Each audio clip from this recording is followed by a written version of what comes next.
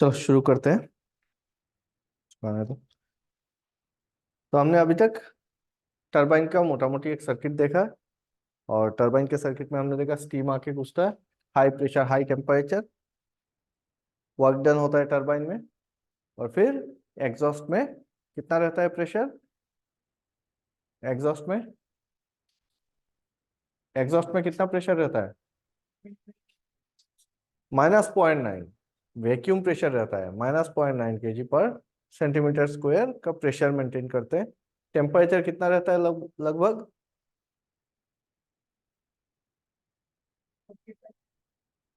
सो 45 degree के करीब में टेम्परेचर रहता है। वैक्यूम मेंटेन करना क्यों जरूरी है? टरबाइन के कंडेंसर में वैक्यूम मेंटेन करना क्यों जरूरी है?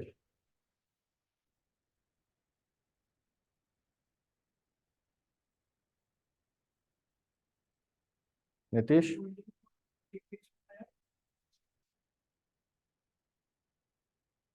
वायलिना? क्यों जरूरी है टरबाइन के कंडेंसर में, मतलब एग्जॉस्ट साइड पे प्रेशर निगेटिव में क्यों रखते हैं? हम्म।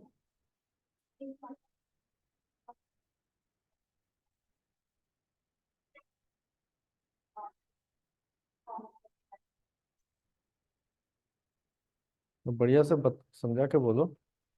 तंजिल? प्रेशर लो करने से बॉइलिंग पॉइंट हाई होता है कि ड्रॉप करता है?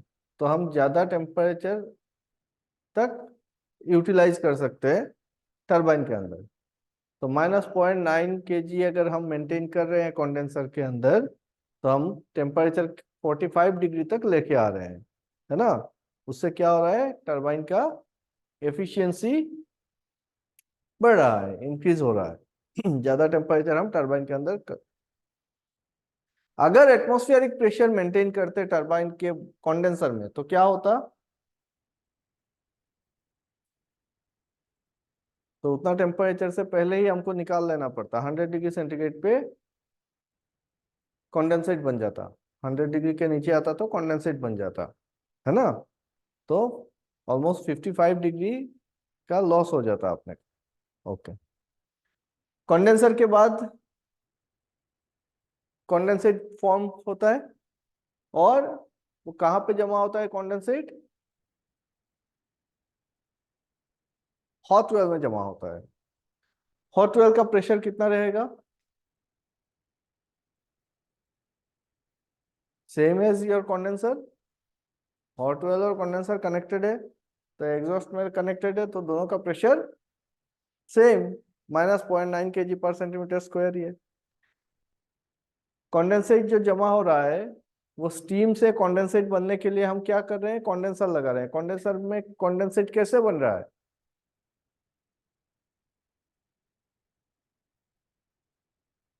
पानी। कौन सा पानी? Cooling water. कूलिंग टावर से ठंडा पानी आके कंडेंसर में आ रहा है, और कंडेंसर से हीट लेके निकल जा रहा है। वो जो हीट लेके जा रहा है, वो हीट कंडेंसेट वाटर के, कंडेंसर का कूलिंग वाटर के लिए वो कौन सा हीट है?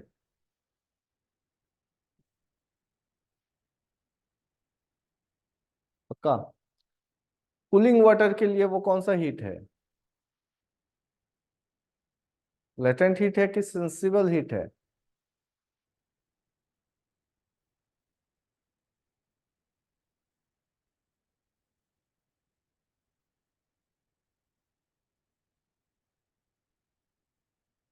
हीट गेन हो रहा है या फिर लॉस हो रहा है कंडेंसर के अंदर?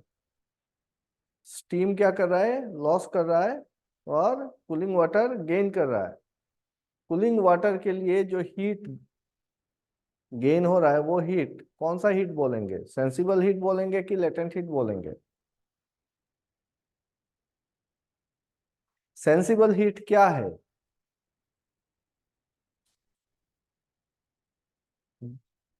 टेम्परेचर बढ़ता है या घटता है, उसको सेंसिबल हीट बोला जाता है।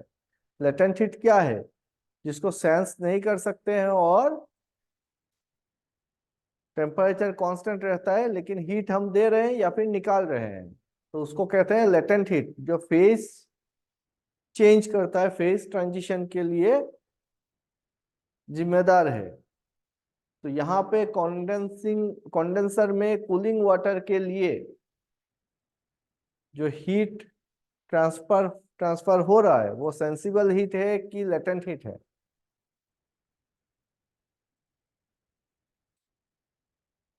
सेंसिबल हीट है, क्योंकि तुम्हारा कूलिंग वाटर कितना 32 डिग्री में इन हुआ, कितना डिग्री में निकल गया, 40 डिग्री पे निकल गया। तो टेम्परेचर रेज हुआ कि नहीं हुआ, कूलिंग वाटर का रेज हुआ। वो सेम हीट हमारे स्टीम के लिए क्या है, लेटेंट हीट है, क्योंकि हमारा कंडेंसर में जो टेम्परेचर है हॉट वेल में भी लगभग सेम टेम्परेचर है। वो कंडेंसेट बन रहा है वेपर से, वेपर से क्या बन रहा है, कंडेंसेट बन रहा है, तो लेटेंट हीट है। तो सेम हीट कूलेंट के लिए सेंसिबल हो गया और जो हमारा वेपर था उसके लिए लेटेंट हीट हो गया। Am I clear? बढ़िया से क्लियर हो रहा है। तो ये जो हम लोग बात कर रहे हैं कौन से साइड की, टरबाइन की एग्जॉस्ट साइड की बात कर रहे हैं। कूलिंग वाटर कहाँ से आता है, कूलिंग टावर से आता है ना। कूलिंग टावर दो टाइप के हो सकते हैं, या तो एयर कूल्ड या फिर वाटर कूल्ड, है ना। कंडेंसर जो होता है, सॉरी कूलिंग टावर नहीं, टावर भी बोल सकते हैं। सो कंडेंसर एयर कूल्ड कंडेंसर भी हो सकता है या फिर वाटर भी। तो हम लोग वाटर कंडेंसिंग की बात कर रहे हैं। और कूलिंग टावर जो बनेगा,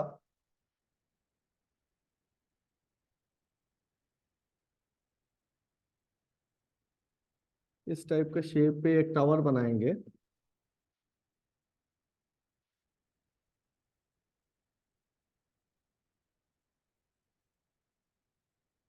ऊपर क्या होगा, हम लोग फैन लगाएंगे।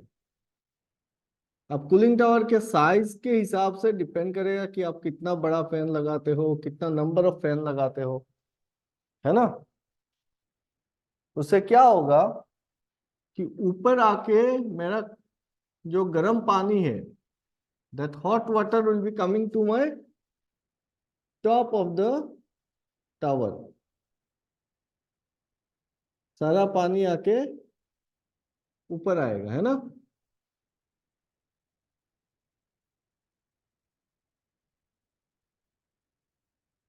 तो कंडेंसर से या फिर पूरे का पूरा प्लांट में जहां जहां पे कूलिंग वाटर जा रहा है वो सारा पानी जमा होके हेडर से कूलिंग टावर के टॉप में आ रहा है। और यहां से फिर वो नीचे आएगा स्टेप स्टेप करके। जब वो नीचे आएगा तो एटमॉस्फेरिक एयर जो है वो क्या होगा, इनग्रेस होगा। और पानी जो है वो एकदम से ये नहीं होगा, ड्रॉप्स बन के नीचे गिर रहा होगा। तो जितना पतला ड्रॉप्स बनेगा, पतला लेयर बनेगा, उतना सरफेस एरिया बढ़ेगा। तो एयर के साथ उसका मिक्सिंग अच्छा होगा और वो एयर हीट लेके क्या करेगा, निकल जाएगा, है कि नहीं। और नीचे जो पानी आके जमा होगा और मैं मुझको कैसा पानी मिलेगा, ठंडा पानी मिलेगा। हमें क्लियर? इस पार्ट को क्या बोलते हैं, सिटी बेसिन बोलते हैं। इसे क्या बोलते हैं, कूलिंग टावर बोलते हैं। ये तो पूरा प्लांट का सारा जो कूलिंग वाटर है वो सारा कूलिंग वाटर आके कूलिंग टावर में आ रहा है, हेडर में आके लगेगा, हेडर से आके कूलिंग टावर में के ऊपर आके पानी डिस्चार्ज होगा। ठीक है। अब कूलिंग टावर में दो फैन हो सकते हैं, एक फैन हो सकता है, तीन फैन हो सकते हैं, छह फैन हो सकते हैं। किसके ऊपर डिपेंड करेगा, ये डिपेंड करेगा मेरा size of the cooling tower, है कि नहीं। ये फैन करता क्या है, ये इवेपोरेशन रेट को बढ़ा देता है। ज्यादा गर्मी है, फैन सब चलेंगे। सर्दी है, फैन की जरूरत ही नहीं है, नेचुरली हो जाएगा, है कि नहीं। यहाँ पे जो पानी जो जमा हो रहा है वो कौन सा पानी है? डीएम वाटर है। ये पानी कहाँ से आ रहा है? ये भी हमारे वाटर ट्रीटमेंट प्लांट से ही आ रहा है। तो कौन सा पानी है ये? Demineralised water.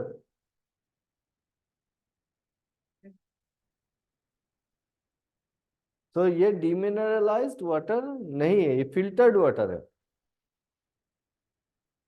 Okay. Demineralised water यहाँ पे हमको नहीं चाहिए। यहाँ पे सिर्फ विजिबल इम्प्योरिटीज मैटर करेगा, बाकी और कोई चीज से मुझको मतलब नहीं है। हार्डनेस हो कोई दिक्कत नहीं है, कैल्शियम रहे दिक्कत नहीं है, मिनरल से प्रॉब्लम नहीं हो रहा है, क्योंकि ये इसका टेम्परेचर मैक्सिमम कितना जा रहा है? 40 डिग्री जा रहा है, 45 डिग्री जाएगा। 100 डिग्री के नीचे ही रहने वाला है कैसे भी करके। सो बॉइलिंग पॉइंट से नीचे है, मुझको दिक्कत नहीं है मिनरल से, मुझको मतलब है तो विजिबल इम्प्योरिटीज से।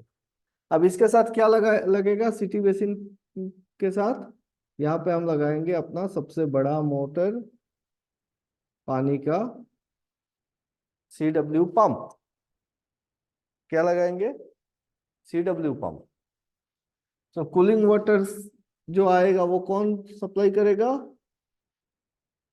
CW पंप, है ना। 2 CW पंप हो सकते हैं, 3 CW पंप हो सकते हैं, as per the size of your power plant. मैंने यहाँ पे 2 कूलिंग वाटर पंप दिखाया, है कि नहीं। अब कूलिंग वाटर पंप जो होगा उसका जो पानी निकलेगा, ये आके किस में लग रहा है? हेडर में लग जाएगा।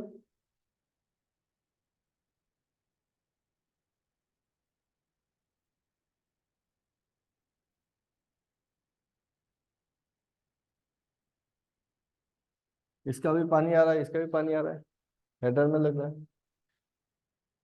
जब हम हेडर के साथ कनेक्ट करते हैं तो फिर सबसे इंपॉर्टेंट चीज होता है यहाँ पे NRV लगाना पड़ेगा।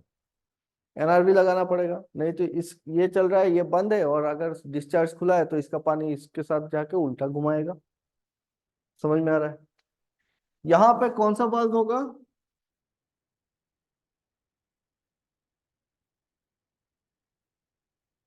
इस बल्ब को क्या, कौन सा बल्ब बोलेंगे? बल्ब तो लगाना पड़ेगा ना। कौन सा बल्ब होगा? Suction bulb. यहाँ पे कौन सा बल्ब लगेगा? Discharge bulb. इसको हम मैनुअल बल्ब भी रख देंगे, ऑपरेटर खुद खोलेगा इसको। Suction bulb and discharge bulb. और इसके आगे हम लोग NRV लगा के रख सकते हैं।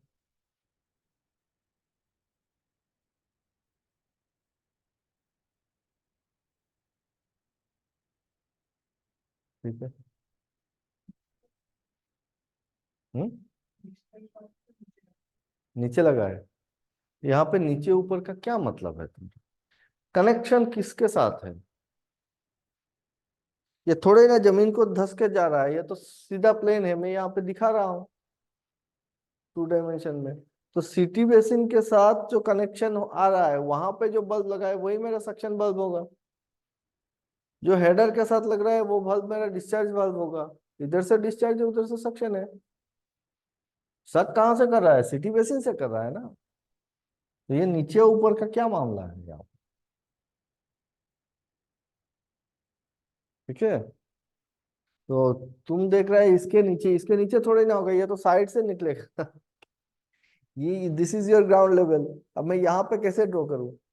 ये तो यहाँ पे होगा ना, इससे इस तरीके से लगा होगा पाइप, यहाँ पे है, इससे जा रहा है, इसलिए ना नीचे। ठीक है। अब CW का जो पानी है वो CW का पानी मेनली कहाँ पे जाएगा? कहाँ पे जाएगा? कॉन्डेंसर में जाएगा, है ना। तो ये पानी जो है वो चला जाएगा मेरे कॉन्डेंसर में, मेन कॉन्डेंसर में। और हेडर से हम और दो पंप कनेक्ट कर देते हैं। इसको मैं बोलूंगा ACW पंप। कौन सा पंप है? ACW pump. So ACW pump 1, ACW pump 2। ठीक। ACW पंप का पानी कहाँ कहाँ पे जाएगा?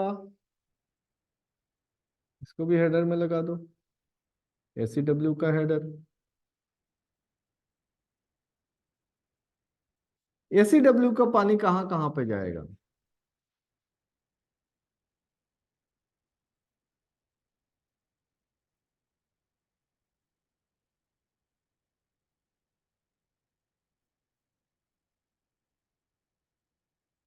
ACW का पानी जाएगा मेरे ऑल्टरनेटर पे जाएगा।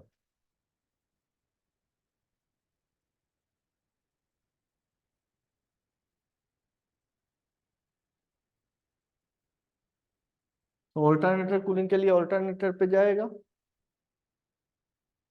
और कहाँ जाएगा?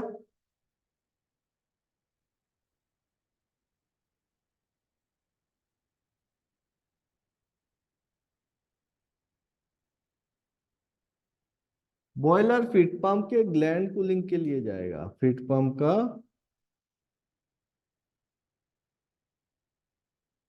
ग्लैंड में जाएगा। बॉयलर फीड पंप के ग्लैंड में ACW का पानी जा रहा है। ऑल्टरनेटर में ACW का पानी जा रहा है। एयर हैंडलिंग सिस्टम पे जाएगा। एयर हैंडलिंग सिस्टम में जो डोम बल्ब लगे हुए होंगे, जहां पे बल्ब लगा हुआ है, एश आ रहा है, खुल रहा है, एश नीचे गिर रहा है, तो उसका सीलिंग जो होता है, तो वहां पे तुम्हारा गस्केट लगा हुआ होता है ना, सील करने के लिए। तो वो क्या होगा, एश तो गर्म रहेगा, जल्दी खराब हो जाए, तो उसकी कूलिंग के लिए जो पानी जाएगा वो जाएगा एयर हैंडलिंग सिस्टम से। तो ACW का पानी मेनली कहाँ कहाँ पे जा रहा है? ऑल्टरनेटर कूलिंग पे जा रहा है, बॉयलर फीड पंप का ग्लैंड पे जा रहा है, एयर हैंडलिंग सिस्टम पे जा रहा है, और मेरा ऑयल कूलर पे जा रहा है। ये ऑयल कूलर कहाँ है? टरबाइन का ऑयल जो है उसमें कूलर लगा हुआ है।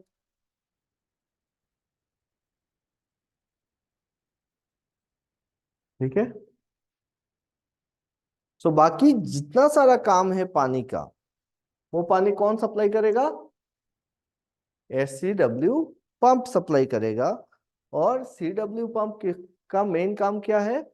ACW को पानी देगा और बाकी मेजर वाटर चला जाएगा मेरे कंडेंसर। M I clear?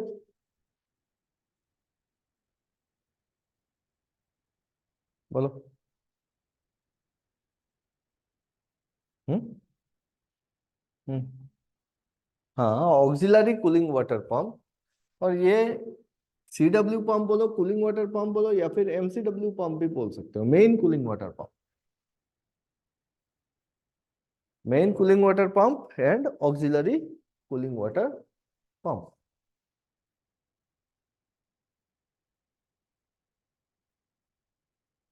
देखो देखो जल्दी से।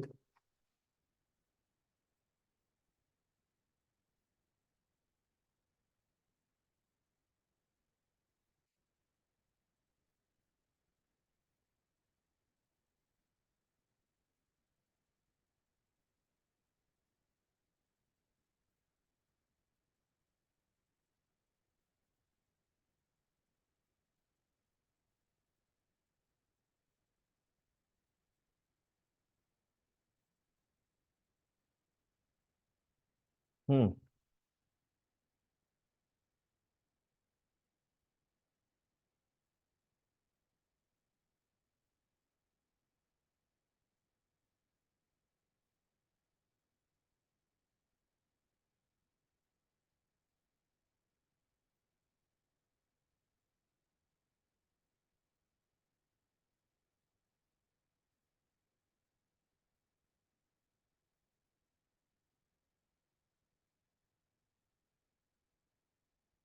हो गया। हो गया। CW पंप का जो डिस्चार्ज प्रेशर होगा, वो कितना डिस्चार्ज प्रेशर है? 2.5 kg के करीब पे।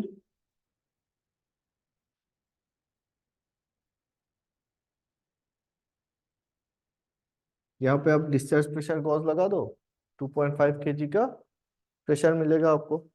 यही प्रेशर होगा ना मेरा कंडेंसर इनका।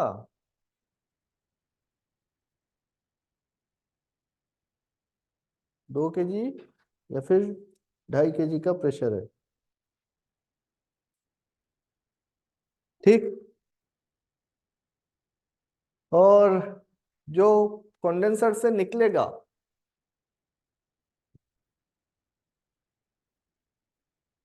वहां पे कितना मिलेगा? 2 kg का प्रेशर मिलेगा।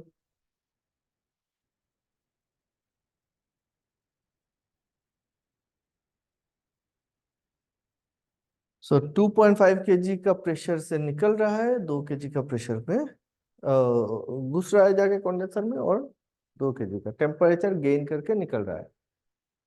टॉप टेम्परेचर और बॉटम टेम्परेचर पे कितना डिफरेंस होना चाहिए? मिनिमम अगर हम डेल्टा टी देखें तो मिनिमम 6 डिग्री का तो मिलना ही चाहिए। ऊपर 7-8 डिग्री बढ़िया है। ये जो टेम्परेचर डिफरेंस मिलेगा, ये क्या क्या चीजों के ऊपर बेस करेगा बताओ? कौन कौन सा पैरामीटर ऐसा होगा जो इस टेम्परेचर डिफरेंस को इफेक्ट करेगा? मतलब यहाँ पे हॉट टेम्परेचर आ रहा है, नीचे आते आते ठंडा हो रहा है, कोल्ड टेम्परेचर मिल रहा है। तो टॉप टेम्परेचर हमारा जो डिजाइन टेम्परेचर हमने दिया था HMBD में, वो था 40 डिग्री सेंटीग्रेड। नीचे का हमने पकड़ा था 32 डिग्री सेंटीग्रेड। कौन कौन सा पैरामीटर है जो इस टेम्परेचर को इफेक्ट करेगा?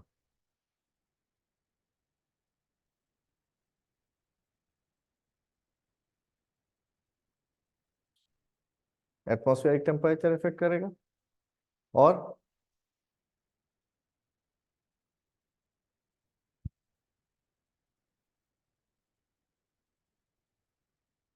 एटमॉस्फेरिक टेम्परेचर इफेक्ट करेगा, और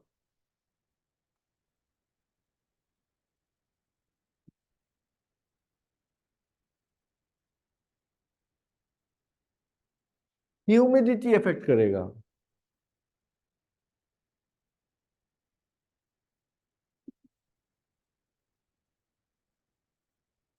ह्यूमिड एटमॉस्फेयर होगा तो इवेपोरेशन रेट कम होगा।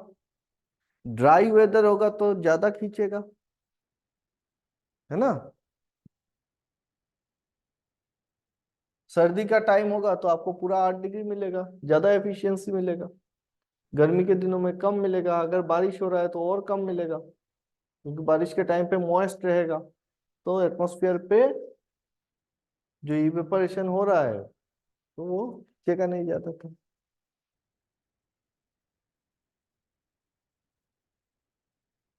ह्यूमिडिटी क्या होता है?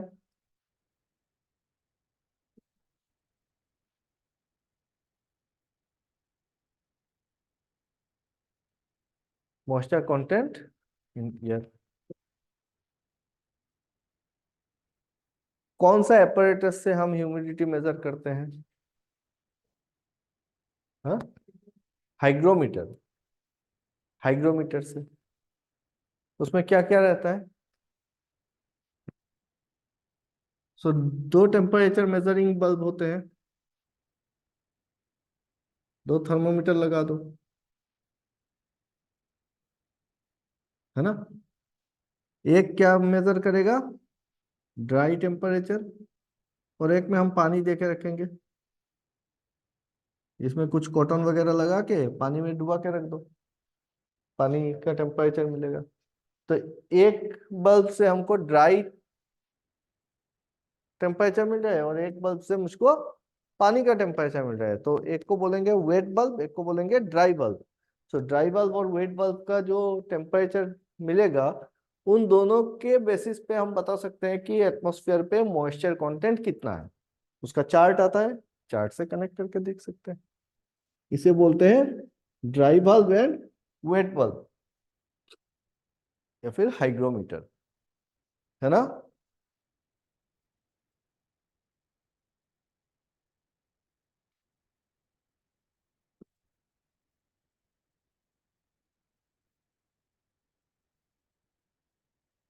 जो प्रेशर एसीडब्ल्यू पंप से निकलेगा वो कितना होगा? लगभग 4 kg के बल।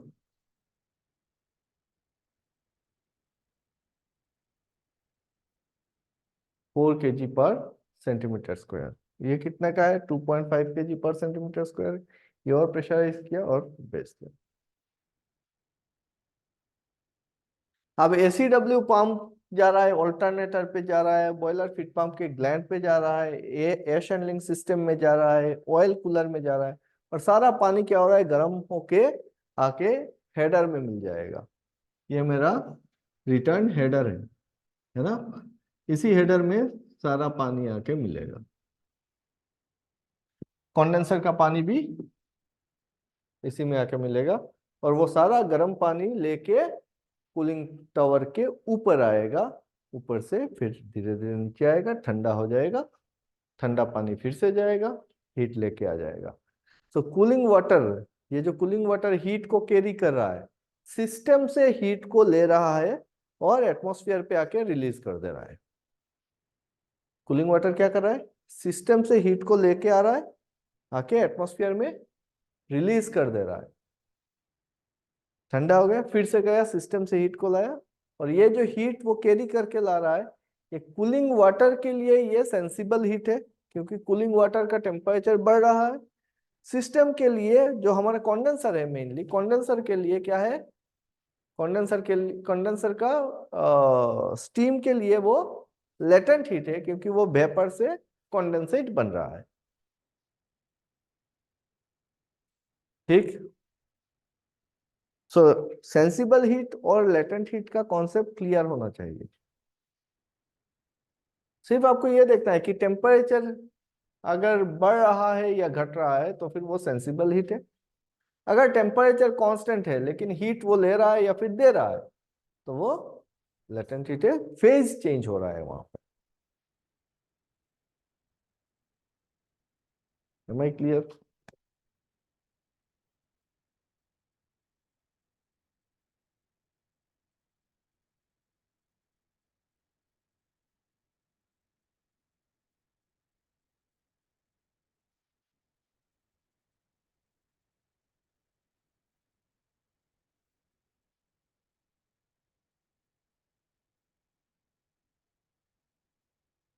बना लो, बना लो।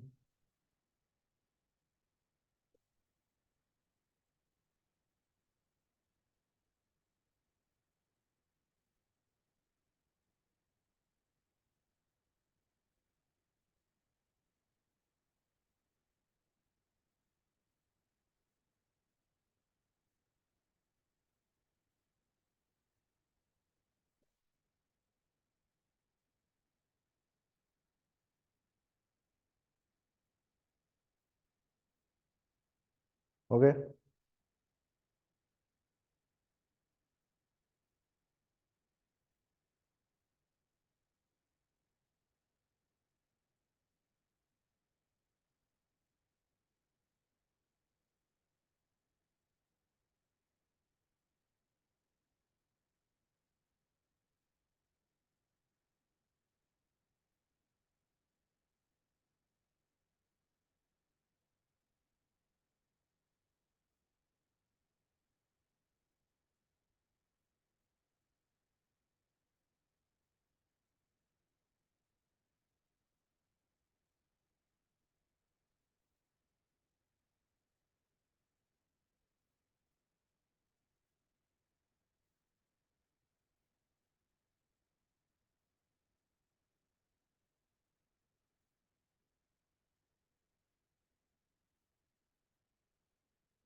तो ये हमारा कूलिंग वाटर सर्किट कंप्लीट हो गया। कूलिंग वाटर सर्किट में क्या क्या देखा हमने?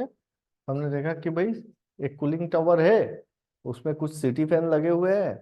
सिटी फैन का क्यों जरूरी होता है? ताकि इवेपोरेशन रेट को हम बढ़ा सके, फ्लो को बढ़ा सके। जैसे ये एग्जॉस्ट टाइप काम करेगा, ऊपर तरफ हवा को ठेलेगा, तो इधर से ठंडा हवा जो एटमॉस्फेरिक एयर है वो ज्यादा इनग्रेस होगा, गर्म हवा निकल जाएगा। ठीक। कूलिंग टावर में ऊपर में का टेम्परेचर कितना है? 40 डिग्री के करीब में, तो गर्म पानी ऊपर आ रहा है, ठंडा पानी नीचे मुझको मिल रहा है, जहां पे मिल रहा है उसको हम सिटी बेसिन बोलते हैं। सिटी बेसिन के साथ सीडब्ल्यू पंप कनेक्टेड है। सीडब्ल्यू पंप के आगे सक्शन बल्ब लगा हुआ है, पीछे डिस्चार्ज बल्ब लगा हुआ है, एक एनआरवी लगा हुआ है, एक प्रेशर गेज लगा हुआ है, और फिर वो हेडर पे चला जा रहा है। जो सीडब्ल्यू पंप पानी को देगा, बहुत लार्ज अमाउंट ऑफ वाटर देगा, और उसका प्रेशर रहेगा 2.5 केजी का। ये 2.5 केजी का पानी आया, एसीडब्ल्यू पंप में घुसा, एसीडब्ल्यू ने इसका प्रेशर और बढ़ा दिया 4 केजी के करीब में, और इसने सिस्टम में भेज दिया। सिस्टम में एसीडब्ल्यू का पानी कहाँ कहाँ पे जा रहा है? वो जा रहा है मेरे ऑल्टरनेटर कूलिंग के लिए, वो जा रहा है मेरा फीड पंप के ग्लैंड में। बॉयलर फीड पंप का ग्लैंड जो है वो वाटर कूल्ड ग्लैंड है, बड़ा पंप होता है, तो वहां पे पानी का रहना जरूरी है। तो हाई प्रेशर 4 केजी के प्रेशर में पानी वहां पे जाएगा। फिर हम देखेंगे कि ऑयल कूलर पे जाएगा वही पानी, और एयर हैंडलिंग सिस्टम में जाएगा पानी। ये एसीडब्ल्यू पंप का पानी। कंडेंसर में जो पानी गया वो पानी निकल के आके हेडर में लग रहा है, ऑल्टरनेटर का पानी हेडर में लग रहा है, और सारा पानी फिर से यहाँ पर। जो डिफरेंस बनेगा यहाँ पे हॉट वाटर और कोल्ड वाटर का, वो लगभग 8 डिग्री, 6 डिग्री से 8 डिग्री के बीच पे होना चाहिए मिनिमम। और ये एफिशिएंसी डिपेंड करेगा, कई सारे पैरामीटर है, उसमें से मेनली डिपेंड करेगा एटमॉस्फेरिक टेम्परेचर कितना है, ह्यूमिडिटी कितना है। ठीक है, हो सकता है आपका एक ही फैन से टेम्परेचर मेंटेन हो रहा हो सकता है आपने 8 फैन लगाया हुआ हो। आई होप कॉन्सेप्ट इसका क्लियर हो गया कि पानी को कैसे ठंडा किया जाता है और क्या जरूरत है उसका।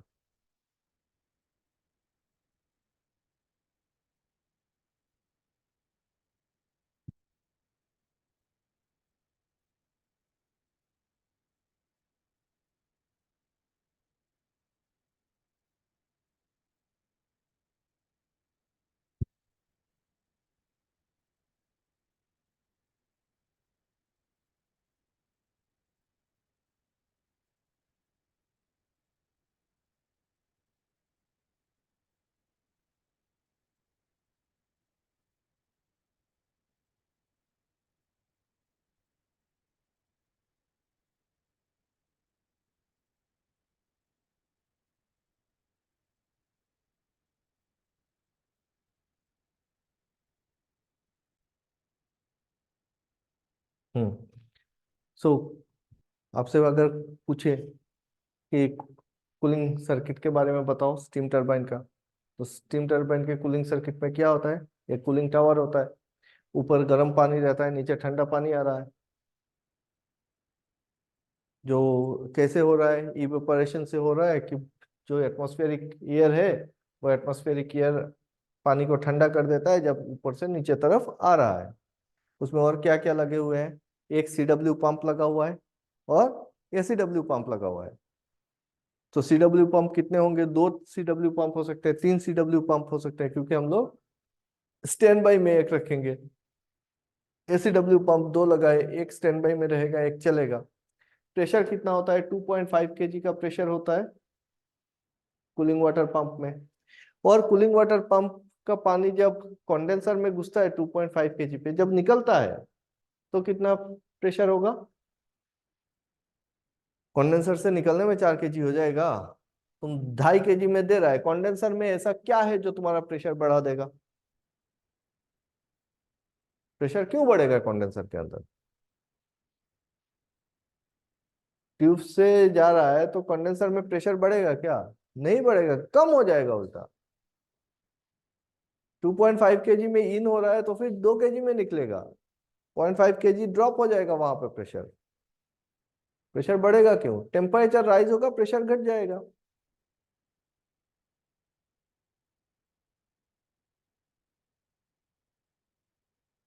ठीक है, कंडेंसर में कि इनलेट पे आपको ज्यादा प्रेशर मिलेगा, आउटलेट पे कम प्रेशर मिलेगा। टेम्परेचर इनलेट पे कम मिलेगा, आउटलेट पे ज्यादा मिलेगा। 32 डिग्री में अगर घुस रहा है तो फिर 40 डिग्री में निकलेगा कंडेंसर से। यहाँ पे आके 40 डिग्री अगर टॉप पे है तो फिर नीचे 32 डिग्री आ रहा है, उसके बीच पे रहेगा कहीं पे।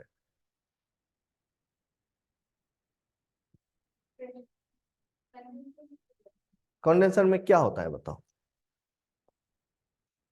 कंडेंसर में क्या होता है वो पहले बताओ। ये मेरा कंडेंसर है, कंडेंसर का काम क्या है बताओ पहले। काम क्या है कंडेंसर का?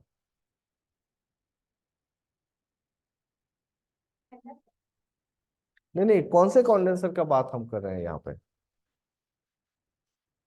ये कौन से कंडेंसर का बात कर रहे हैं? बोलो। ये कंडेंसर कहाँ पे है?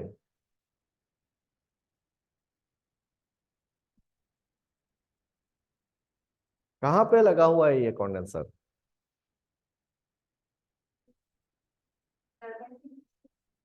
टरबाइन के नीचे कंडेंसर लगा हुआ है, क्या काम है इसका?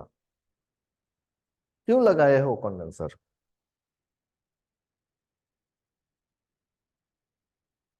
क्यों लगाया है?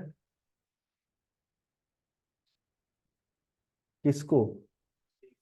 तो स्टीम जो आ रहा है, एग्जॉस्ट पे जो स्टीम आ रहा है टरबाइन का, उसको हम क्या करना चाहते हैं? कॉन्डेंसेट बनाना चाहते हैं ताकि हम रिसाइकल कर सके। क्यों कॉन्डेंसेट बनाना है?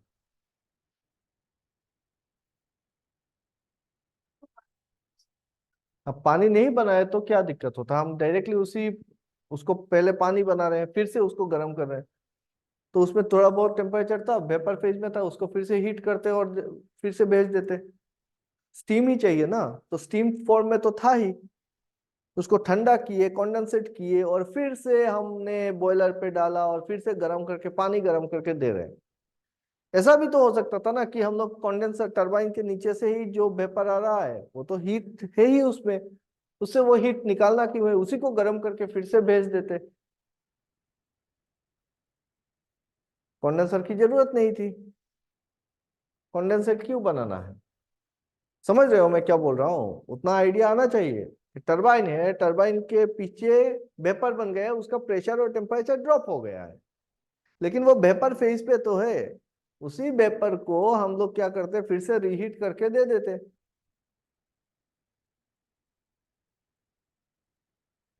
तो क्यों हम उस कंडेंसर के लगा के उस वेपर को हम पहले पानी बना रहे हैं, फिर हीटिंग कर रहे हैं, डिएरेटर पे भेज रहे हैं, फिर से बॉयलर पे भेज के दे रहे हैं? ऐसा क्यों है?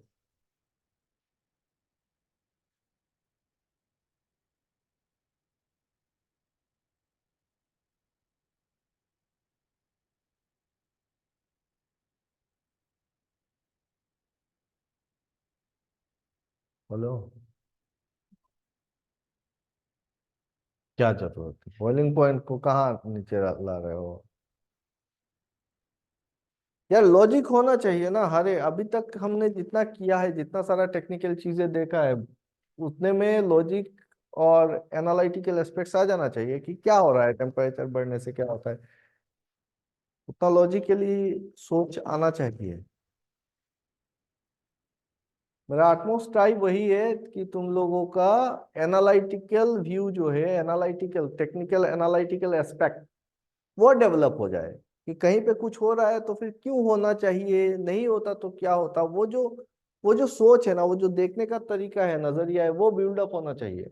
ये सारे पैरामीटर को बताने के पीछे कारण एक ही है कि अगर पैरामीटर आपको पता होंगे तो आप उसका एनालिसिस कर सकते हो। एनालिसिस जब करोगे तो चीजें बहुत अच्छे से समझ में आएगी। अगर एनालिसिस नहीं कर सकते हो तो रट्टा टाइप रह जाएगा, उससे कोई फायदा नहीं है। मुझको यहाँ पे रट्टा नहीं चाहिए। हमको क्या चाहिए कि कहाँ कहाँ पे जा रहा है, क्या चीज जा रहा है और क्यों जा रहा है। उसका प्रेशर इतना है तो क्यों रखते हैं, उतना कम हो रहा है, उससे ज्यादा हो रहा है, तो वहां पे एनालिसिस करना है आपको। क्या चीज हो रहा है, एग्जैक्टली क्या हो रहा है। देखो नेचर है भाई, पूरा का पूरा क्या है? नेचर है, नेचुरल प्रोसेस है। वही लॉ सबके लिए बराबर होगा, जो जो लॉ जहाँ पे फॉलो करता है। तो कोई भी पार्टिकल अगर मूव कर रहा है तो फिर वो कैसे कर रहा है, क्यों कर रहे हैं, हम क्यों करवा रहे हैं उसको, वो समझ में आना चाहिए मेरा क्या। तो अगर हम लोग कंडेंसर लगा रहे हैं तो वेपर को कंडेंसेट बना के पानी बना रहे हैं, और फिर उसी पानी को घुमा के डिएरेटर पे दे रहे हैं, और फिर से बॉयलर के अंदर उसको स्टीम बना के भेज रहे हैं। यहाँ पे वेपर था ही मेरा, उसी को अगर हीट सप्लाई कर देते, हो सकता था, फिर क्यों नहीं किया?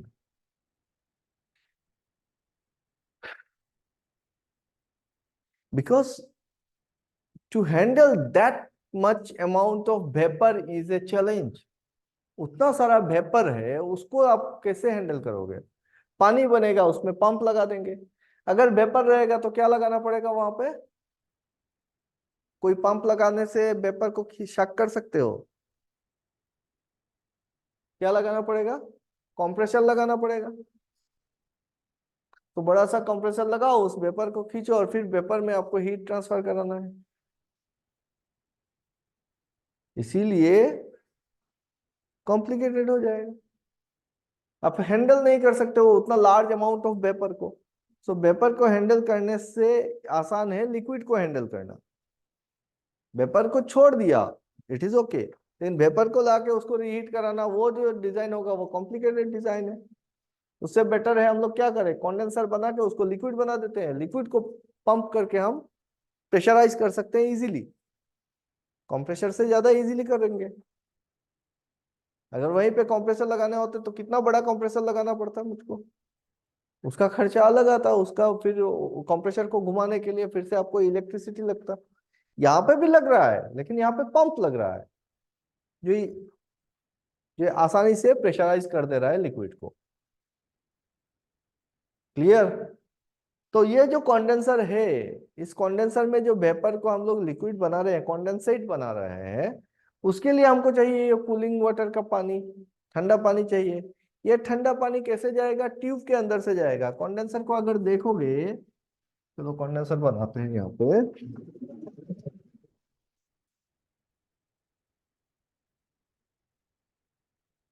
इस टाइप का कंडेंसर रहेगा।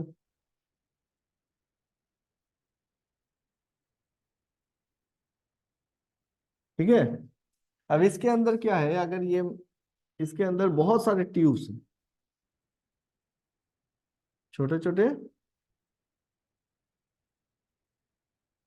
ट्यूब्स लगे हुए हैं। समझ में आ रहा है? इस टाइप से छोटे छोटे ट्यूब्स लगा हुआ है। पानी आके इसमें आएगा, यहाँ पे आइसोलेटेड है, तो पानी इसमें आया, इस पार्ट पे आया, पानी प्रेशर में नीचे पीछे चला गया, और पीछे से फिर बैक होके इधर से निकल के आएगा। इस साइड पे भी ट्यूब लगा हुआ है, सेम ट्यूब है, यहां से घुस रहा है पानी, पानी इससे घुस रहा है, पीछे जा रहा है, बैक होके से निकल के आ रहा है। सो यहाँ पे मेरा इनलेट लगा हुआ है पाइप, और यहाँ पे मेरा आउटलेट पाइप लगा हुआ है। क्या समझ में आ रहा है तुमको? ये हो गया इनलेट, ये हो गया।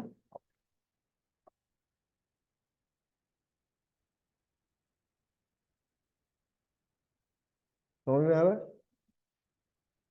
और ये जो पीछे का पार्ट है जो खुला है, यहाँ पे क्या है, पार्टीशन नहीं है, ये तो खुला है, इधर से पानी जाएगा, इधर से निकल के आएगा।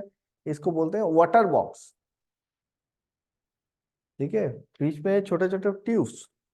अब अगर पानी जो है मेरा कूलिंग, इस ट्यूब के अंदर से क्या जा रहा है, कूलिंग वाटर जा रहा है, मतलब आपका कूलिंग टावर का नीचे वाला पानी जा रहा है।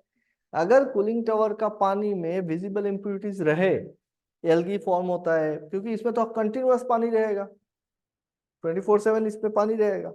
अगर एल्गी वगैरह फॉर्म होता है, या फिर आपका विजिबल इम्प्यूरिटीज रहता है, टर्बिडिटी सेडिमेंट्स रहता है, तो क्या करेगा, ये सारे ट्यूब्स को चोकिंग कर देगा। तो अगर मेरा कंडेंसर चौक हो गया तो इससे पानी कम जाएगा। पानी जब कंडेंसर से कम जाएगा तो मेरा वैक्यूम जो है वो क्या करेगा, ड्रॉप करेगा। वैक्यूम ड्रॉप करेगा कि नहीं करेगा? कि कंडेंसर्स में अगर हीट ट्रांसफर नहीं हो रहा है, तो कंडेंसर्स में हीट ट्रांसफर नहीं होगा तो टरबाइन का जो वेपर है वो हीट छोड़ेगा नहीं, तो पीछे क्या रह जाएगा, वेपर रह जाएगा, गैस बन के रहेगा। गैस अगर रह जाएगा तो मेरा वैक्यूम बनेगा नहीं, इजेक्टर वो उतना गैस खींच नहीं पाएगा। समझ में आ रहा है बातें ना? नहीं समझ में आ रहा है? तो कंडेंसर का ट्यूब अगर, मतलब आप पकड़ लो तुम्हारा वैक्यूम ड्रॉप हो रहा है, तो वैक्यूम ड्रॉप होने का और एक कारण हो सकता है कि मेरा कंडेंसर का ट्यूब चोक हो गया है। ये कंडेंसर का ट्यूब अगर चोकिंग है तो हीट ट्रांसफर प्रॉपर नहीं होगा। हीट ट्रांसफर प्रॉपर नहीं होगा तो वहां पे वेपर रह जाएगा। वेपर रहेगा तो इजेक्टर उतना वेपर खींच नहीं पाएगा, तो मेरा वैक्यूम तो ड्रॉप होना है। Are you getting my point Violina? तो अब समझ में आया कंडेंसर? तुम्हारा क्या सवाल था, कंडेंसर का क्या था? टेम्परेचर क्यों बढ़ता है? तो टेम्परेचर क्यों नहीं बढ़ेगा? अब तुम्हारा पानी आ रहा है 32 डिग्री पे, तुम्हारा वेपर जो आ रहा है नीचे वो कितना डिग्री पे है? वेपर 45 पे है, 45.5 पे है। -0.9 kg/cm², अगर तुम्हारा वैक्यूम है तो। अगर तुम्हारा वैक्यूम और कम होगा तो टेम्परेचर और बढ़ेगा। तो वैक्यूम जैसे जैसे घटेगा तुम्हारा एग्जॉस्ट हूड टेम्परेचर बढ़ रहा है। वैक्यूम बढ़ रहा है तो टेम्परेचर कम हो रहा है। अब 45 डिग्री पे मैं अगर पकड़ लेता हूँ कि वैक्यूम है, एग्जॉस्ट हूड टेम्परेचर है, एग्जॉस्ट हूड टेम्परेचर बोलेंगे उसको। हूड टेम्परेचर मतलब कौन सा? जो एग्जॉस्ट स्टीम है, एग्जॉस्ट स्टीम का टेम्परेचर। तो एग्जॉस्ट स्टीम का जो टेम्परेचर है भाई, एग्जॉस्ट स्टीम का टेम्परेचर से हीट निकालने का काम कौन कर रहा है? ये मेरा कूलिंग वाटर कर रहा है। अब कूलिंग वाटर 32 डिग्री में जब वो हीट को लेगा तो वो गर्म होगा, और वेपर जो हीट छोड़ेगा उससे वेपर से, वेपर क्योंकि सेचुरेशन पॉइंट पे था तो वो फेज चेंज करेगा। वो लेटेंट हीट ऑफ कंडेंसेशन है, लेटेंट हीट ऑफ कंडेंसेशन। और ये जो ले रहा है वो सेंसिबल हीट है इसके लिए, और वो 40 डिग्री पे चला गया। क्या मेरी बात क्लियर हुई?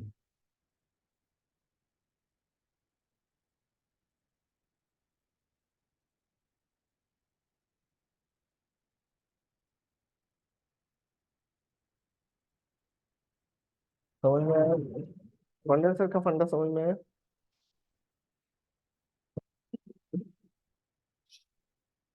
सिमिलरली ऑल्टरनेटर पे पानी जाएगा, 4 kg प्रेशर का पानी जाएगा। अब ऑल्टरनेटर में थोड़ी ना वाइंडिंग में जाएगा, वो स्टेटर में होल बना हुआ है, स्टेटर के होल से पानी निकलेगा, निकल के आ जाएगा। तो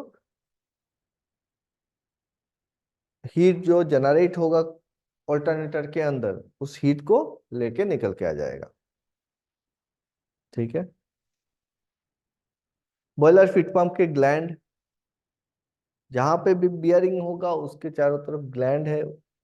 उस ग्लैंड पैकिंग जो देते हैं, अगर ग्लैंड पैकिंग नहीं दोगे, अब मेटल पकड़ लो, एक पंप है तो पंप जो घूमेगा बियरिंग पे रहेगा।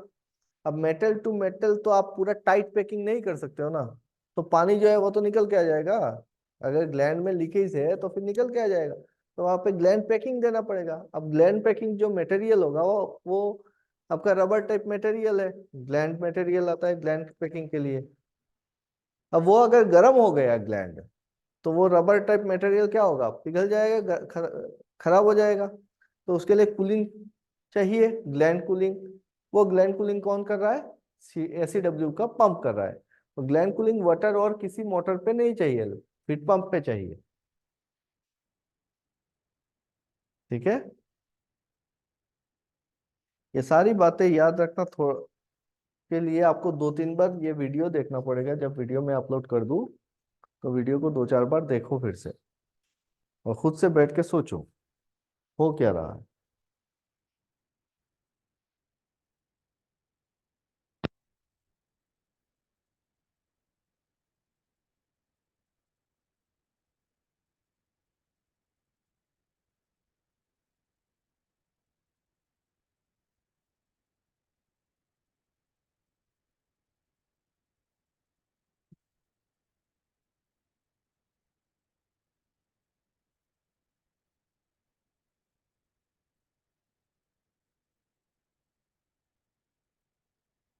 अब ये कूलिंग टावर अलग अलग टाइप के कूलिंग टावर हो सकते हैं, एयर कूल्ड या फिर वाटर कूल्ड। नेचुरल ड्राफ्ट हो सकते हैं, फोर्स ड्राफ्ट हो सकते हैं। फोर्स ड्राफ्ट मतलब सिटी फैन लगा के। नेचुरल ड्राफ्ट मतलब जहाँ पे हम लोग सिटी फैन का इस्तेमाल ही नहीं करेंगे, डायरेक्टली नेचुरल एयर जो है वही सफिशियंट होगा और तुम्हारा पानी ठंडा कर लेगा। उसके लिए हमारा कूलिंग टावर जो होगा बहुत ऊंचा चिमनी वाला कूलिंग टावर लगाना पड़ेगा। देखोगे बड़ा बड़ा प्लांट में बड़ा बड़ा टावर बनता है, तो बड़ा जो टावर बनता है वो क्या है? ये कूलिंग टावर है आपका। ठीक है।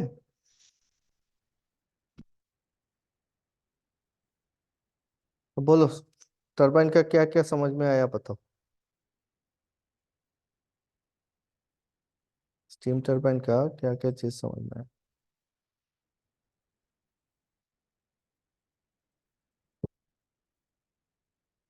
कि हमने देखा स्टीम टरबाइन है, तो स्टीम टरबाइन में अपने को स्टीम चाहिए high pressure and high temperature पे।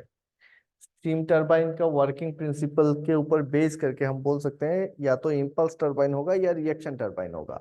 नॉर्मली जो टरबाइन हम लोग यूज करते हैं वो combination of impulse and reaction होता है। टरबाइन जो बनता है उसमें बहुत सारे मल्टी स्टेज टरबाइन बनते हैं। एक स्टेज में हम लोग पूरा एंथैल्पी ड्रॉप नहीं कर सकते हैं। क्यों नहीं कर सकते हैं? क्योंकि वेलोसिटी जो है it is directly proportional to square root of your enthalpy drop. तो अगर एक ही स्टेज में इतना सारा एंथैल्पी ड्रॉप होगा तो टरबाइन का वेलोसिटी जो है वो बहुत हाई हो जाएगा। अगर वेलोसिटी को हमको कंट्रोल करना है तो उसका उपाय दो है। या तो हम प्रेशर कंपाउंडिंग करेंगे, वेलोसिटी कंपाउंडिंग करेंगे। तो प्रेशर कंपाउंडिंग और वेलोसिटी कंपाउंडिंग का मतलब ये होता है कि आप स्टेजेस में, नंबर ऑफ स्टेज में टरबाइन को बना रहे हो।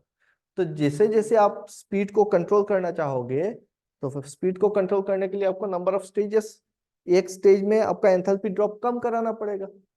एक एक ड्रॉप करके चला जाएगा, तो उस हिसाब से आपका नंबर ऑफ स्टेज बढ़ता रहेगा। तो जैसे जैसे उसका आरपीएम को डाउन करना चाहेंगे, मतलब उस हिसाब से हमारा नंबर ऑफ स्टेज बढ़ रहा है, मतलब टरबाइन का साइज बड़ा हो रहा है। तो जो लो लेवल, लो आरपीएम का टरबाइन मिलेगा, 3000 आरपीएम का टरबाइन मिलेगा। अगर 3000 आरपीएम का टरबाइन मुझको मिलता है, उसको हम डायरेक्टली ऑल्टरनेटर के साथ कनेक्ट कर सकते हैं। कौन से कितना पोल का ऑल्टरनेटर लगाना पड़ेगा? 2 पोल ऑल्टरनेटर होने से चल जाएगा काम। नॉर्मली थर्मल पावर प्लांट्स जो होते हैं उसमें 4 पोल ऑल्टरनेटर यूज करते हैं। अगर हम 4 पोल ऑल्टरनेटर यूज करते हैं तो 1500 आरपीएम का, आरपीएम पे मेरा ऑल्टरनेटर घूमना चाहिए। ऑल्टरनेटर का रोटर क्या फॉर्मूला था? N is equal to 120 F/P।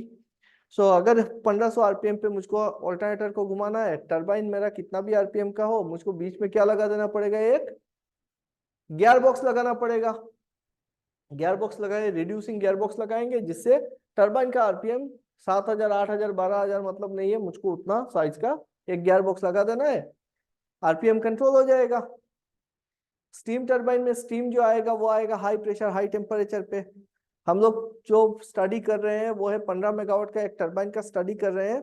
और 15 मेगावाट का टरबाइन में हम लोग प्रेशर लिए हैं 65 आटा, मतलब 64 kg/cm² का प्रेशर, और 490 ±5 डिग्री का टेम्परेचर। मतलब 485 टू 495 तक नॉर्मल टेम्परेचर, बियरिंग टेम्परेचर हम मान के चल रहे हैं। 500 से ऊपर हमारा टेम्परेचर जाना नहीं चाहिए। 500 के ऊपर जाएगा तो मेरा मेटल जो स्टीम का ट्यूबिंग्स वगैरह है पाइपलाइन से, उसमें इफेक्ट आएगा। हर एक मटेरियल का अपना एक बियरिंग, मेटल बियरिंग टेम्परेचर होता है, ब्रेकडाउन टेम्परेचर होता है। वो ऐसा नहीं है कि एक ही बार में अगर 500 से ऊपर गया और आपका ब्रेकडाउन हो जाएगा, लेकिन अगर लॉन्ग टर्म पे चलता रहा उतना टेम्परेचर पे तो कुछ दिनों के बाद वो खराब हो जाएगा। तो हमारा कोशिश यही है कि 500 से नीचे रहे। ज्यादा टेम्परेचर को लो कराएंगे तो फिर पानी बन जाएगा स्टीम। तो जितना ज्यादा हम लोग ड्राई स्टीम रखेंगे, सुपर हीटेड स्टीम रखेंगे, उतना एफिशिएंसी हाई मिलेगा मुझको, टरबाइन का हेल्दीनेस मेंटेन होगा। तो हम लोग 485 या 490 ±5 डिग्री का टेम्परेचर मान रहे हैं, 64 kg का इनलेट प्रेशर मान रहे हैं। जब 64 kg में प्रेशर आके स्टीम घुसेगा टरबाइन पे और स्टीम जो निकलेगा टरबाइन से, वहां पे हम लोग क्या लगा दे रहे हैं? कॉन्डेंसर लगा रहे हैं। और कॉन्डेंसर लगा के वहां पे वैक्यूम क्रिएट कर रहे हैं। ये वैक्यूम क्रिएट करना मतलब निगेटिव प्रेशर क्रिएट करना होता है। और कंडेंसर पे जो वैक्यूम क्रिएट होता है उसके लिए हम लोग क्या लगाते हैं? इजेक्टर लगाते हैं। इजेक्टर लगाते हैं। इजेक्टर कैसे काम करता है? इजेक्टर कन्वर्जेंट डाइवर्जेंट नोजल्स होते हैं जिसमें से हम लोग ऑक्सिलरी स्टीम फेच करते हैं। जब ऑक्सिलरी स्टीम जाता है तो वो नोजल के चारों तरफ वैक्यूम क्रिएट करता है और उस जगह पे हम लोग कंडेंसर का एयर लाइन कनेक्ट कर देते हैं, कंडेंसर से एक पाइप कनेक्ट करते हैं। तो जब स्टीम जाता है तो वो एयर को शक करके अपने साथ लेके जाता है, डायरेक्टली वो एटमॉस्फेयर पे छोड़ सकते हैं वो स्टीम, उसको बोलते हैं हम लोग हॉगर या फिर स्टार्टिंग इजेक्टर। क्योंकि स्टार्टिंग टाइम पे कंडेंसर के अंदर बहुत सारा एयर है, बहुत सारे एयर है, तो उसके लिए हम वहां पे उसको कंडेंसेट करने की कोशिश नहीं कर रहे हैं, हम लोग डायरेक्ट छोड़ दे रहे हैं। जब वैक्यूम एक बार बन गया, मतलब एयर रिलीज हो गया, वैक्यूम बनने के बाद हम लोग क्या करेंगे, सर्विस इजेक्टर को लाइन पे लेंगे। क्यों जरूरत है सर्विस इजेक्टर का? अगर हम सर्विस इजेक्टर नहीं लेंगे तो हम कंडेंसेट नहीं बना पाएंगे और वो सारा steam continuously auxiliary steam atmosphere पे लॉस होता रहेगा, एफिशिएंसी डाउन होगा। उसको बचाने के चक्कर में हमने क्या किया कि होगर जो है उसको स्टार्टिंग इजेक्टर बोल के उसको हम बंद करेंगे और सर्विस इजेक्टर को लाइन पे लेंगे। सर्विस इजेक्टर को लाइन पे लेने का मतलब ये है कि वो स्टीम आके वहां पे कॉन्डेंसेट बनेगा और जो कॉन्डेंसेट बनेगा उसको हम लोग घुमा के हॉट वेल में ले लेंगे। इसीलिए हॉट वेल का टेम्परेचर जो कंडेंसर का टेम्परेचर है उससे ज्यादा हो जाता है, कंडेंसेट का टेम्परेचर बढ़ जाता है। नहीं तो बढ़ने का सवाल नहीं था। यहाँ पे ऑक्सिलरी स्टीम जाके मिल रहा है और ग्लैंड स्टीम जाके मिल रहा है ना। अब क्या हो रहा है यहाँ पे देखो कि वैक्यूम बन गया मेरा कंडेंसर में। जब कंडेंसर में वैक्यूम बन गया तो एफिशिएंसी बढ़ा टरबाइन का। कैसे एफिशिएंसी बढ़ रहा है भाई? अगर एटमॉस्फेरिक प्रेशर रहता वहां पे तो 100 डिग्री के नीचे टेम्परेचर आने से स्टीम का वो पानी बन जाता, कंडेंसेट बनता। अब हमने क्या किया, प्रेशर को लो कर दिया, -0.9 kg पे लेके आए। -0.9 kg पे 45.45 पे मेरा बॉइलिंग पॉइंट आ गया। तो उतना टेम्परेचर तक हम टरबाइन के अंदर इसका काम करा पा रहे हैं, तो हीट ज्यादा गेन कर रहा है टरबाइन, है ना। सो उसके बाद हमने कंडेंसेट बनाया, कंडेंसेट बना के हमने एक पंप लगाया। कौन सा पंप लगाया? सीईपी, कंडेंसेट एक्सट्रैक्शन पंप लगाए। कंडेंसेट एक्सट्रैक्शन पंप जो है वो नेगेटिव सक्शन हेड पंप है, तो उसके सक्शन लाइन पे हमने एक वैक्यूम बैलेंसिंग लाइन कनेक्ट कर दिया है। वैक्यूम बैलेंसिंग लाइन कंडेंसर से एक पाइप आएगा जो सीईपी के सक्शन पे लगेगा। अगर नहीं देते हैं तो क्या होगा कि कंडेंसर मेरा नेगेटिव प्रेशर पे है और नीचे अगर हम पॉजिटिव हेड लगाते हैं तो फिर वो खींच नहीं पाएगा, पानी ऊपर तरफ रह जाएगा। तो उसके लिए हमने ये जुगाड़ लगाया कि वैक्यूम बैलेंसिंग लाइन कनेक्ट कर दिया। अब सीईपी ने स्टीम को खींचा, वेपर कंडेंसेट को खींचा तो निगेटिव प्रेशर पे -0.9 kg पे खींचा, और जब रिलीज किया तो 8 से 10 kg के प्रेशर पे डिस्चार्ज किया सीईपी के। वो सीईपी का पानी जो है, वो सीईपी का पानी पहले कहां पे जाएगा? पहले जाएगा इजेक्टर कंडेंसर में। इजेक्टर कंडेंसर में सीईपी का पानी का क्या काम है? कूलेंट का काम कर रहा है। इजेक्टर कंडेंसर में सीईपी का पानी क्या काम कर रहा है? कूलेंट का काम कर रहा है। वो हीट को गेन कर रहा है वहां पे, ताकि जो मेरा स्टीम आ रहा है ऑक्सिलरी स्टीम वो ठंडा हो सके। ऑक्सिलरी स्टीम का टेम्परेचर क्या था? ऑक्सिलरी स्टीम का टेम्परेचर क्या था? देखो हम बोले थे ना, यहाँ पे बैठ के इस तरीके से पढ़ेंगे कि पूरा का पूरा पावर प्लांट रट्टा हो जाएगा कि कहाँ कहाँ पे कितना टेम्परेचर है, प्रेशर है, वो रट जाएगा। ऑक्सिलरी स्टीम का प्रेशर और टेम्परेचर कितना था?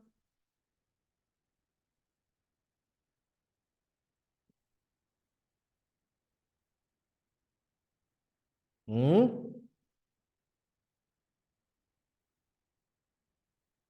कितना था?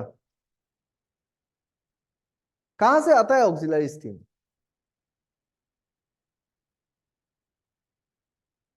बोलो।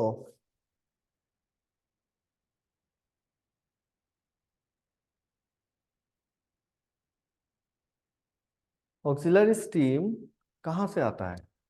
पीआरडीएस से आता है। कितना था टेम्परेचर? तो 11 केजी या 10 से 11 केजी का प्रेशर रहेगा, 250 डिग्री का टेम्परेचर रहेगा।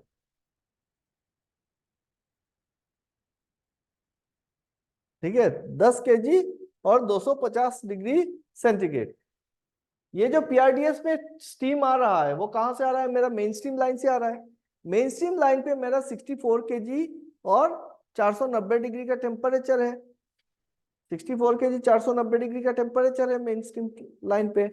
उसी को हमने पीआरडीएस पे डाला। पीआरडीएस मतलब pressure reducing and D super heating station. तो वहां पे मेन स्ट्रीम आके घुसा 64 केजी पे, और हमने उसको रिड्यूस कर दिया 10 केजी पे। ठीक है, 10 केजी पे एक प्रेशर कंट्रोल वाल्व लगाएंगे वहां पे। प्रेशर कंट्रोल वाल्व लगा के प्रेशर को रिड्यूस करेंगे। साइमल्टेनियसली टेम्परेचर को कम करना पड़ेगा, तो टेम्परेचर कंट्रोल वाल्व लगाएंगे। एक प्रेशर कंट्रोल वाल्व, एक टेम्परेचर कंट्रोल वाल्व, और ये दोनों वाल्व मिलके बनेगा मेरा PRDS, pressure reducing and D super heating station. वहां पे प्रेशर आएगा 10 केजी पे, 250 डिग्री का टेम्परेचर होगा, और वो स्टीम आके इजेक्टर में घुसेगा। इजेक्टर के नोजल से उतना टेम्परेचर पे जब पास करेगा तो वो यार को शॉक करके लेके जाएगा।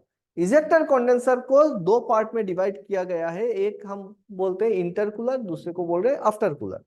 पहले वो स्टीम जाएगा इंटरकूलर पे। इंटरकूलर पे जाके वैक्यूम थोड़ा क्या किया, कंडेंसेट बना। उसके बाद फिर से हमने शॉक कराया ऑक्सिलाइज स्टीम से, और आफ्टर कूलर में लेके गए। आफ्टर कूलर में जितना कंडेंसेट बनना था बना, और उसके बाद जो नॉन कंडेंसेबल गैसेस है वो एटमॉस्फेयर पे रिलीज हो जाएगा वेंट लाइन से। क्रैक ओपन करके रख दो, और जो कंडेंसेट बना वो कंडेंसेट मेरा हॉट वेल पे चला जाएगा, डिएरेटर पे नहीं जाएगा। हॉट वेल के फ्लास्क टैंक पे कनेक्शन बनेगा। यहाँ पे और एक चीज आएगी, इसको बोलते हैं स्टीम ट्रैप। वो बाद में बात करेंगे स्टीम ट्रैप के ऊपर। तो ऑक्सिलरी स्टीम लाइन क्लियर हुआ।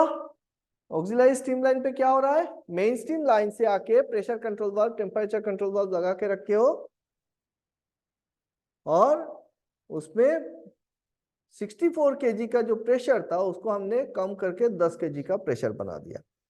जो मेरा 490 डिग्री का टेम्परेचर था उसको हमने 250 डिग्री पे लेके आए। अब इतना कम कर दिया प्रेशर और टेम्परेचर, उसी को हम बोल रहे हैं ऑक्सिलरी स्टीम। और वो ऑक्सिलरी स्टीम जब नोजल से, अभी अगर आप प्रेशर बढ़ाते हो, वैक्यूम अच्छा करने के चक्कर में प्रेशर बढ़ा दो, प्रेशर बढ़ाओगे फ्लो बढ़ेगा, वैक्यूम थोड़ा सा अच्छा होगा, और आपका नोजल जो है वो खराब होगा। नोजल खराब होगा, 2 दिन बाद फिर वैक्यूम बनेगा नहीं। ठीक, अब क्या हुआ? वैक्यूम बन गया, कंडेंसेट सीईपी का पानी पहले आया इजेक्टर पे। वो जो ऑक्सिलरी स्टीम है उसी को कूल डाउन किया।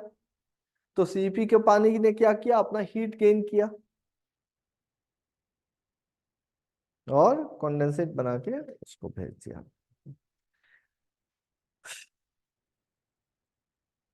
क्लियर?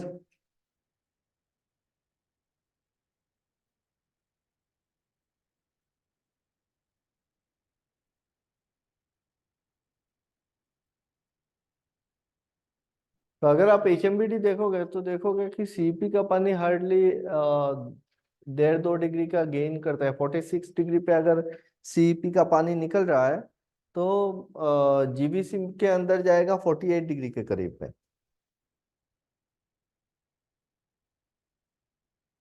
डिजाइन जो दिया हुआ है अपना एचएमबीडी में, 46 डिग्री पे निकल रहा है, तो 2 डिग्री का गेन हो रहा है।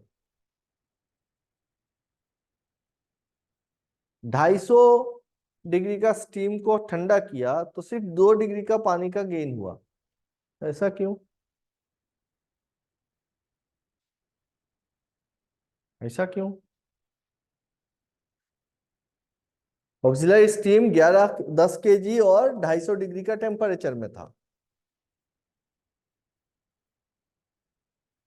सीपी का पानी जो है वो 8 केजी का प्रेशर पे पकड़ लो 46 डिग्री का टेम्परेचर पे था, है ना। वही पानी कूलेंट की तरह आया और ऑक्सिलाइज स्टीम को कॉन्डेंसेट बनाया। ऑक्सिलाइज स्टीम को जब कॉन्डेंसेट बनाया, इसका मतलब latent heat of condensation. Auxiliary steam ने क्या किया, हीट छोड़ा वहां पे, छोड़ के वो कॉन्डेंसेट बन गया, तो उसका टेम्परेचर चेंज होने का तो सवाल नहीं है। उसका टेम्परेचर चेंज नहीं होगा, वो कॉन्डेंसेट बना, फेज चेंज हुआ। और सीईपी का पानी ने टेम्परेचर गेन किया, क्योंकि कूलेंट है तो वो टेम्परेचर गेन किया। लेकिन हमने देखा टेम्परेचर कितना गेन किया, सिर्फ 2 डिग्री गेन किया। ऐसा क्यों?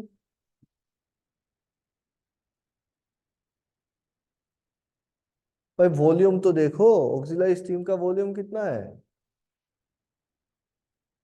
ऑक्सिलाइज स्टीम कितना कितना टन फ्लो हो रहा है, तकरीबन 1.8।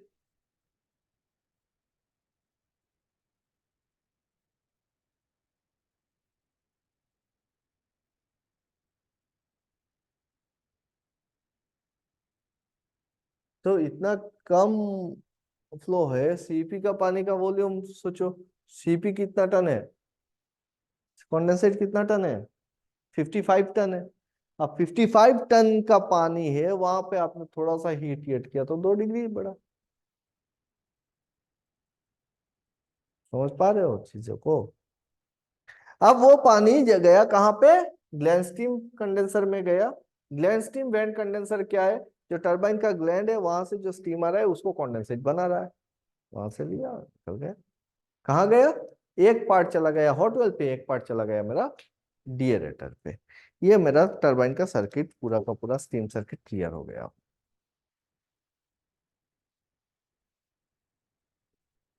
बोलो।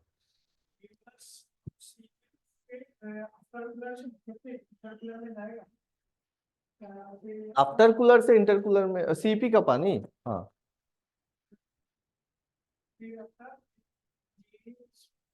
जीएसवीसी, ग्लैंड स्टीम वेंट कंडेंसर। हम्म, उसमें जाएगा, वहां से निकलेगा तो ग्लैंड स्टीम को ठंडा किया, कंडेंसेट बनाया,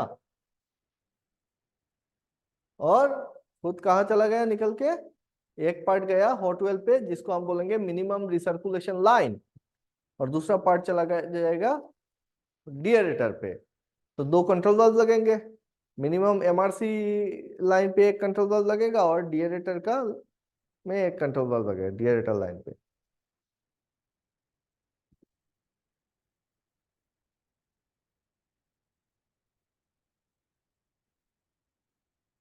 सो स्टीम टरबाइन का लॉजिकली हमने एक छोटा सा स्टीम टरबाइन का पूरा सर्किट लॉजिकली समझ लिया है। स्टीम सर्किट, कहाँ कहाँ पे स्टीम जा रहा है, पानी कहाँ से आ रहा है, कूलिंग वाटर एंड स्टीम, है ना। और टरबाइन के बीच में से हम लोग एक्सट्रैक्शन लाइन निकालेंगे, ब्लीड स्टीम निकालेंगे। जो ब्लीड स्टीम क्या करेगा, डिएरेटर का टेम्परेचर को बढ़ाएगा। ठीक है, अगर बड़ा टरबाइन होता है तो फिर हम लोग यहाँ पे निकाल के फिर से प्रीहीट रीहीटर में देते हैं, या फिर एलपी टरबाइन एचपी टरबाइन रहता है उसको छोड़ दो, हम लोग अभी इसी को पढ़ लेते हैं, छोटा टरबाइन को स्टडी कर लेते हैं। ठीक है, एम आई क्लियर।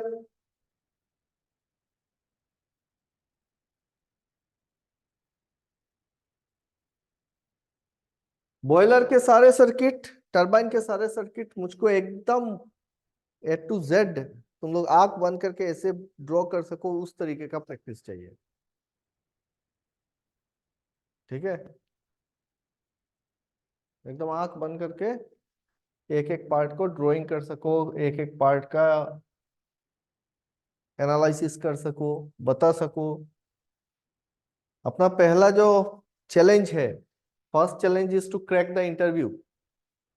नहीं, उससे पहले एक चैलेंज और है, क्या है, टू गेट द कॉल। तो रिज्यूमी सिलेक्ट होना पड़ेगा। रिज्यूमी अगर सिलेक्ट ही नहीं हुआ तो फिर आपको कॉल कहाँ से आएगा। तो पहला चैलेंज तो ये बनता है कि भाई हमारा रिज्यूमी इस तरीके से हम प्रिपेयर करें ताकि वो रिज्यूमी सिलेक्शन में आए। अब सिलेक्ट कैसे करेगा, गवर्नमेंट पीएसयू का तो रिज्यूमी से कोई मतलब है नहीं, गवर्नमेंट और पीएसयू जो सिलेक्शन करता है वो थ्रू एग्जाम्स करता है। प्राइवेट इंडस्ट्रीज जो है, प्राइवेट इंडस्ट्रीज सिलेक्शन करेगा, लेकिन उसका कोई ऐड ही नहीं आता है पेपर में, न्यूज़पेपर में तो ऐड देखते ही नहीं है। तो भेजेंगे कहाँ पे? आप अगर एचआर को भेजोगे, वो एचआर, एक एचआर के पास डेली 100 से ज्यादा रिज्यूमे आते होंगे, तो उसका स्पैम बॉक्स में पड़ा हुआ होगा। हार्ड कॉपी दे दोगे, गेट से गेट कीपर रखेगा और उसी का चाना खाएगा शाम को बैठ के, तो रिज्यूमे एचआर तक पहुंचेगा ही नहीं। और पहुंचेगा भी तब भी वो देखेगा नहीं, क्योंकि ये सिलेक्शन होता है थ्रू कंसल्टेंसीज। आइदर कंसल्टेंसी के थ्रू लेगा या फिर रेफरेंस से ले लेगा। अभी अगर मेरे पास एक प्लांट है और मुझको लोग चाहिए, मेरे पास ऑलरेडी 1200 एम्प्लॉय काम कर रहे हैं, तो मैं उन्हीं को बोल दूंगा ना, भाई कोई आदमी है तो बताओ। ऑपरेशन का जो हेड होगा वही बोल देगा कि ये काम करो, इसका भाई है उसको बुला लो, वो काम जानता है, वहां पे जानता है, तो रेफरेंस पे आ जाते हैं। जो एक प्लांट पे काम कर रहा है, यहाँ पे वैकेंसी जैसे ही निकला तो वो अपने दोस्त को बुला लेगा, अरे भाई यहाँ पे वैकेंसी है, आजा तू भी, तो वो बंदा आ जाएगा। तो इस तरीके से होता है। अब उसमें भी क्या है कि फ्रेश का रिक्रूटमेंट होता है, नहीं होता है ऐसा नहीं है कि वो हर एक चीज कुछ भी कर लो तो कुछ ना कुछ वैकेंसीज निकलते रहते हैं। और इंडिया में हर साल जितना गवर्नमेंट जॉब्स निकलता है उससे ज्यादा प्राइवेट जॉब्स निकलते हैं, उससे कई गुना ज्यादा प्राइवेट जॉब्स निकलता है। आजकल एक ट्रेंड बना हुआ है कि गवर्नमेंट जॉब्स का कोचिंग सेंटर्स का ऐड और गवर्नमेंट जॉब्स यूपीएससी एपीएससी इसी का मतलब मारामारी चल रहा है। किसी भी इंस्टीट्यूट का जो एडवर्टाइजमेंट सोशल मीडिया पे चलता है, तो सबका एक ही फोकस है, वो है गवर्नमेंट और पीएसयू जॉब का तैयारी। एक एक एग्जाम पे अगर 200 वैकेंसीज है, तो उसमें हम देखते हैं कि 20-25 हजार तो कैंडिडेट बैठे हुए हैं, मिलेगा 200 को। आप सिर्फ अगर गवर्नमेंट की तैयारी पे लगते हो तो फिर जरूरी नहीं है कि आपको जॉब मिल जाएगा। और फिर क्या होता है, 4-5 साल के बाद हमारे पास वो स्किल भी नहीं होती है, हम इतना पढ़ लेते हैं कि हम और कुछ काम करने का मन भी नहीं करता है, तो सारे रास्ते फिर बंद होने लगते हैं। प्राइवेट जॉब्स के लिए हमारा पहला काम होता है एक अच्छा रिज्यूमे प्रिपेयर करना। समझना मेरी बात को।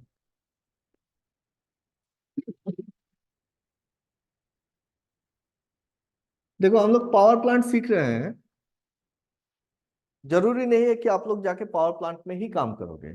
ये सारे सर्किट सिखाने का एक ही मकसद है कि टेक्निकल एनालिटिकल एस्पेक्ट आप में उतना बिल्डअप हो जाए कि आप कोई भी प्रोसेस हो उसको आप समझ सको बढ़िया से कि किस तरीके से हो रहा है। वही चीज है, कंडेंसर है तो हीट आएगा तो वहां पे कुछ करेंगे, ठंडा करेंगे, फिर से भेजेंगे, कैसे भेज रहे हैं, पंप का काम क्या है, कंप्रेसर का काम क्या है। तो जब आप एक प्रोसेस को बहुत बढ़िया से समझ लेते हो, उसके बाद कोई भी प्रोसेस हो आप उसको हैंडल कर सकते हो।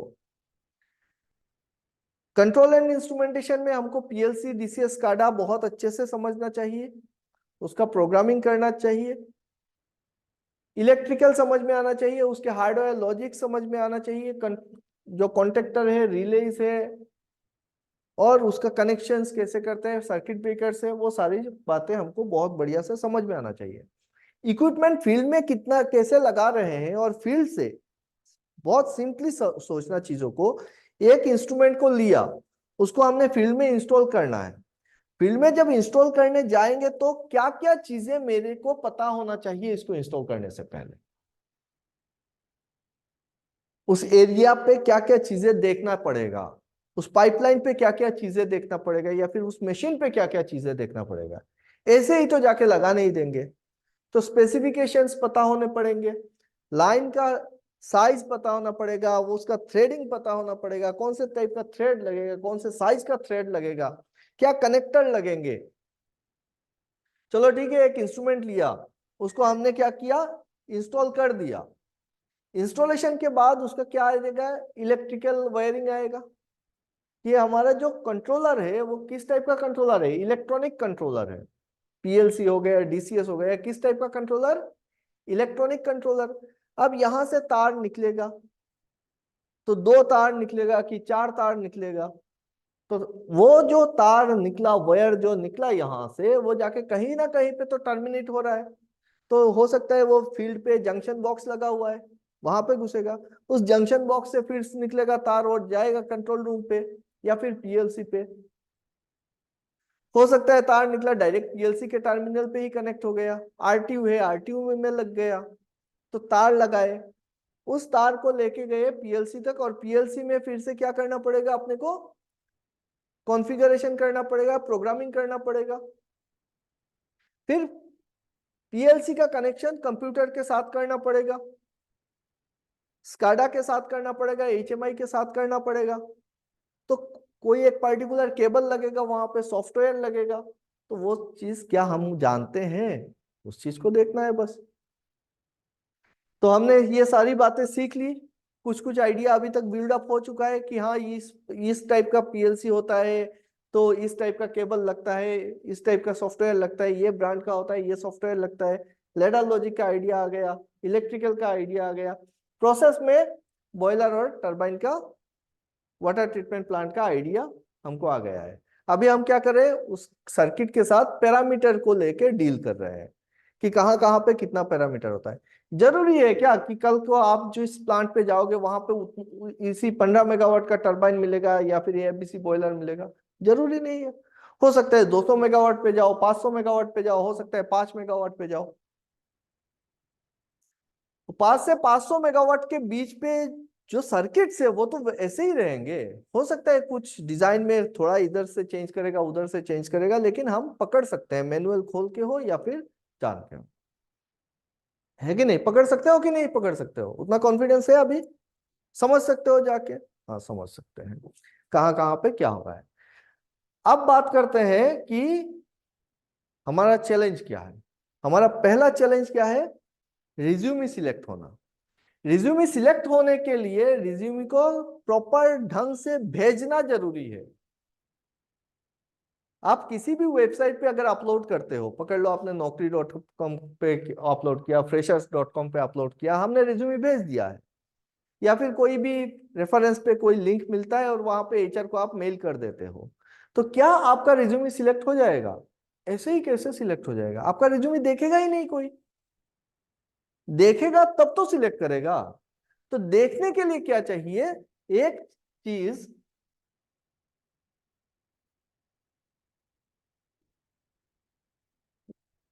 जब हम रिज्यूमे बनाएंगे तो उसका टाइटल अच्छा होना चाहिए। कवर पे जो टाइटल जाएगा वो उसमें पता हो कि किसका रिज्यूमे आ रहा है। आप आपका नाम लिख के भेज दो, रिज्यूमे ऑफ बायोलिना, कौन है भाई? क्यों देखेगा? तो वहां पे आपको इस तरीके से लिखना है कि अगर एक्सपीरियंस है तो से instrument engineer 2.5 years of experience, बस स्किल्ड इंस्ट्रूमेंटेशन इंजीनियर। तो इंस्ट्रूमेंट, जिसको इंस्ट्रूमेंटेशन इंजीनियर चाहिए वो देखेगा खोल के, विथ दिस नॉलेज। और उसका एक कवर लेटर होना चाहिए। क्या होना चाहिए? जो छोटे में एक पैराग्राफ पे आपको डिस्क्राइब कर दे। कोई पूरा का पूरा रिज्यूमे, रिज्यूमे तो जाएगा अटैचमेंट पे, तो कवर लेटर रहना चाहिए। या फिर अगर हार्ड कॉपी भी दे रहे हो तो कवर लेटर के साथ दो, क्योंकि वो एक ही बार पे देखेगा कि इस बंदे में क्या क्या क्वालिटी है। समझ में आ रहा है बातें? अब बात करते हैं पेन बायोडाटा बोलो या फिर रिज्यूमे बोलो। तो बायोडाटा या रिज्यूमे में क्या होता है? बायोडाटा या रिज्यूमे में क्या होता है?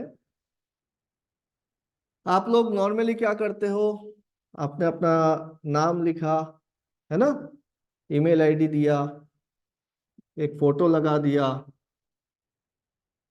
और कैरियर ऑब्जेक्टिव लिखा, एक बहुत बढ़िया सा टेप दिया कैरियर ऑब्जेक्टिव। उसके बाद एजुकेशनल क्वालिफिकेशन, जो फ्रेशर्स है, क्या आ जाएगा? एजुकेशनल क्वालिफिकेशन एक बॉक्स बना के इसमें परसेंटेज डाल दिया, और नीचे फिर लिखने का कुछ है नहीं, तो आपने एकेडमिक प्रोजेक्ट्स डाल दिए,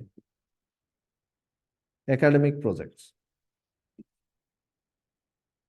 उसके बाद अब 2 पेज का रिज्यूमे बनाना है, 1 पेज में तो खत्म हो गया, और लिखने का कुछ है ही नहीं आपका। डेट ऑफ बर्थ डाल दिए यहाँ पे, वो आपका पर्सनल डिटेल्स यहाँ पे आ गया। अब क्या डालें? तो हॉबीज डालते हैं। हॉबीज से इंडस्ट्री को कोई मतलब है नहीं, ठीक है। तो ये सब तो बेकार वाला चीज है जो इंडस्ट्री का काम का नहीं है। अब क्या करो, यहाँ पे एजुकेशनल क्वालिफिकेशन कुछ नहीं लिखना। करियर ऑब्जेक्टिव दिया, अगर आपका एक्सपीरियंस है तब तो एक्सपीरियंस डालोगे, नहीं है तो आप क्या डालोगे?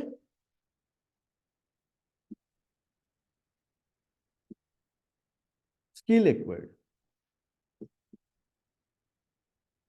आप में क्या क्या स्किल है, अगर है तो हम अभी, हमारे पास बहुत सारे स्किल्स हैं।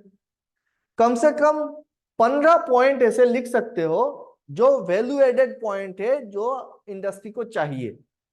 आप यहाँ पे डालो कि गुड नॉलेज ऑफ शुरुआत करो वाटर ट्रीटमेंट प्लांट से, good knowledge of water treatment plant, good knowledge of steam turbine operation and maintenance, good knowledge of AFDC boiler circuits, good knowledge of instrumentation, field instruments, good knowledge of industrial automation, good knowledge of PLC, DCS, SCADA, ladder logic, functional block diagram,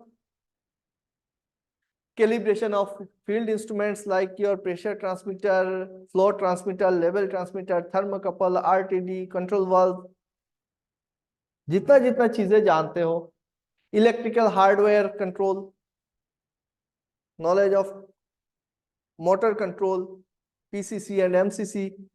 तो कितना सारा points हम लिख सकते हैं अभी अपने resume में। अब बताओ उस रिज्यूमे का वेट कितना होगा? वैल्यू बढ़ गया। जब कोई रिज्यूमे सर्च करता है, अब सारे के सारे तो गूगल पे सर्च करेंगे, किसी एक वेबसाइट पे नौकरी पे सर्च सर्च करते हैं ना कि रिज्यूमे, किसी एचआर को चाहिए तो रिज्यूमे सर्च करेगा, या फिर अपने ही फोल्डर पे सर्च करेगा। तो वो सर्च इंजन ऑप्टिमाइजेशन का नाम सुना है, एसईओ। वो कैसे काम करता है एल्गोरिदम? वो काम करता है कीवर्ड पे। अगर आपके रिज्यूमे पे या फिर कवरिंग लेटर पे वो कीवर्ड है, तभी ना वो रिज्यूमे जाके आप सामने आएगा। सिर्फ एंश्योर करना है एक चीज, कि हम अपने रिज्यूमे पे जो जो पॉइंट्स लिखेंगे उसके ऊपर अपने को पूरा का पूरा नॉलेज हो और कॉन्फिडेंस। ऐसा एक भी पॉइंट हम नहीं लिखेंगे जो हम नहीं जानते हैं, क्योंकि प्राइवेट पे अगर आपको सवाल करेगा तो आपके रिज्यूमे के बेस पे करेगा। अगर रिज्यूमे में कुछ है नहीं तो फिर वो इधर उधर की बातें करेगा। लेकिन हमने जितना सारा चीज सीखा है, पावर प्लांट का सीखा है, ऑटोमेशन का सीखा है, इंस्ट्रूमेंट का सीखा है, इलेक्ट्रिकल का सीखा है, तो जैसे ही किसी भी एक इंडस्ट्रियल इंजीनियर या फिर जो मैनेजमेंट है उसके हाथ पे पड़ेगा आपका रिज्यूमे, वो इसी से सवाल करेगा। सवाल कभी भी डायरेक्ट नहीं होता है। सवाल डायरेक्ट क्यों नहीं होता है? तो डायरेक्ट रट्टा मार के आ जाओगे। तो पहला क्वेश्चन अगर मैं करता हूं कि चलो ठीक है इजेक्टर का, तो उसके बाद मैं उसको खुरेद खुरेद के उसके अंदर जाऊंगा कि आपका एग्जैक्टली नॉलेज कहाँ तक है। मैं अपना एक्सपीरियंस बता रहा हूँ, ऐसे बहुत सारे कैंडिडेट्स मिले मुझको अपनी जिंदगी में। बात करने पे पहले, शुरुआती बात करने में ऐसा लगता है कि वो सब कुछ जान रहा है, बाद में पता चलता है कि वो इंडेक्स पढ़ के आ गया है, इसीलिए वो सब कुछ जानता है, सारी चीजों का नाम जानता है, लेकिन उसके अंदर का फंक्शनैलिटी, उसको काम का एक्सपीरियंस वैसा कुछ है नहीं। अब हमारा मेन ऑब्जेक्टिव क्या है कि हम इस ढंग से सीखे चीजों को कि वो प्रैक्टिकली जब हमारे सामने आए चीज तो वहां पे जाके वो एलियन ना लगे, हम वहां पे काम कर सके। और काम करने के लिए सिर्फ एक ही चीज बिल्ड अप होना जरूरी है, वो है एनालिटिकल एस्पेक्ट। अगर मेंटेनेंस में काम कर रहे हो और अगर आपको पता है कि पैरामीटर ये पैरामीटर होते हैं और उसका रेंज इतना होता है, उसको टेस्ट करने के लिए ये प्रोसीजर में मुझको फॉलो करना है, हो गया मेंटेनेंस।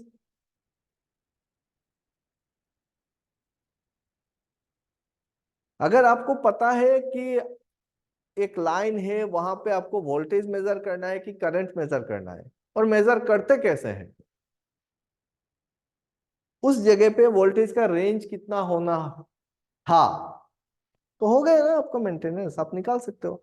सर्किट ड्राइंग देखना आता है आपको, ड्राइंग मिल जाएगा तो बहुत बढ़िया, नहीं मिलेगा तब भी हम सर्किट का एनालिसिस कर सकते हैं कि भाई यहाँ से आना चाहिए लाइन, यहाँ से न्यूट्रल जाना चाहिए, ये बीच में ये चीजें लगा होगा, एक एक पॉइंट करके जा सकते हैं।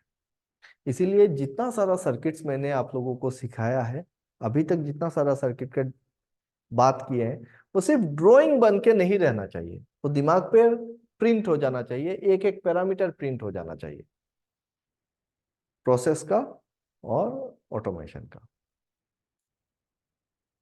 Getting my point? तो रिज्यूमे सब लोग अपना अपना रिज्यूमे प्रिपेयर कर लो, ठीक है। मैं सैंपल एक दे दे दूंगा, उसी सैंपल के बेस पे जरूरी नहीं कि वैसा ही हो, एक अच्छा सा फोटो लगाओ, फोटो थोड़ा प्रोफेशनल दिखे तो बेटर है, पासपोर्ट साइज फोटो में भी थोड़ा प्रोफेशनल लुक्स आना चाहिए, ठीक है।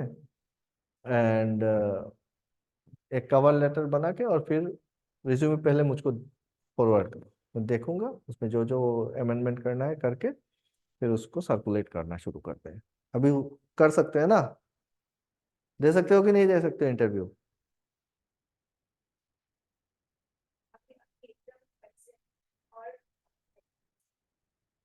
चलो ठीक है, 5 डेज 15 डेज चल जाएगा, बट तैयार हो रहे हैं ना, हो जाएगा, इस दिसंबर के अंदर हो जाना चाहिए यार।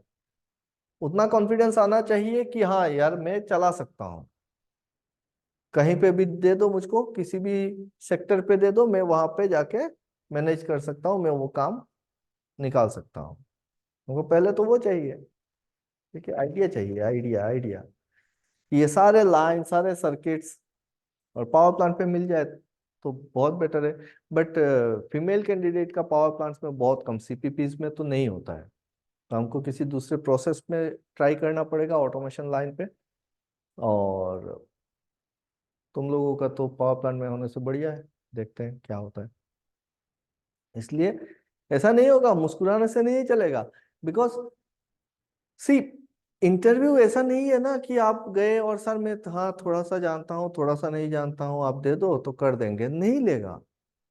वहां पे हर एक चीज का सटीक आंसर देना है आपको, एक आइडिया एक लॉजिक, बात कर सके उतना कॉन्फिडेंस, एवरीथिंग इज इंपॉर्टेंट। सिर्फ वो जानने से नहीं होता है, जितना जानते हैं उसको रिप्रेजेंट करना उससे भी ज्यादा इंपॉर्टेंट होता है, ठीक है। आप समझ सकते हो, हाँ सर मैं सारा चीज समझ सकता हूँ, मैं कर सकता हूँ, कौन बिलीव करेगा आप पे? कोई बंदा आएगा ऐसा जिसको शायद से एबीसीडी भी नहीं पता है, लेकिन वो इस ढंग से बात करेगा कि लगेगा ये तो पूरा उखाड़ देगा। तो और एक चीज होता है कि जिसको जितना कम जानकारी होता है ना उसका कॉन्फिडेंस और ज्यादा हाई होता है, जो जितना कम जानता है उसका कॉन्फिडेंस लेवल बहुत हाई होता है, जो जितना ज्यादा जानता है उसका कॉन्फिडेंस धीरे धीरे धीरे धीरे ट्रिम होता रहता है, एक जगह पे आके उसका लिमिटेड कॉन्फिडेंस रहता है, हाँ चलो ठीक है मैं कर सकता हूँ। और जिसका नॉलेज नहीं होता है वो बोले अब मैं तो कुछ भी कर सकता हूँ। ऐसे भी लोग मिले हैं जिसने कभी बॉयलर देखा ही नहीं, बॉयलर ही है ना चला देंगे क्या है, बॉयलर ही है ना, लेकिन उसको पता ही नहीं है कि कितने सर्किट्स होते हैं, कहाँ पे क्या होता है, फ्यूल क्या होता है, कैसे वो डालेगा, कैसे वो लाइट अप करेगा, कोई नॉलेज, चला देंगे क्या है उसमें, गाड़ी चलाएं बॉयलर भी चलाएंगे, उस टाइप का लोग सही में है और वो लोग काम कर रहे हैं, वो सिर्फ उसका कॉन्फिडेंस है, नॉलेज तो है नहीं, इसलिए वो कर लेता है। किसी भी प्लांट पे इंडस्ट्री में हार्डली 10 से 15% लोग ऐसे होते हैं जो जानकार होते हैं, जो प्लांट को चलाते हैं, बाकी सब हेड काउंट होते हैं। उनको उतना आता है कि चलो ये हो गया, इसको खोलना है, इस तरीके से खोलेंगे, इस तरीके से बंद कर देंगे, उससे ज्यादा उसको मतलब भी नहीं है, वो जानता भी नहीं है। और जो जानता है वो ऊपर चढ़ता है। ठीक है। तो अगर जिंदगी में ऊपर चढ़ना है, ऊपर उठना है, तो नॉलेज बहुत जरूरी है। टेक्निकल लाइन पे एनालिटिकल एस्पेक्ट बहुत ज्यादा जरूरी है।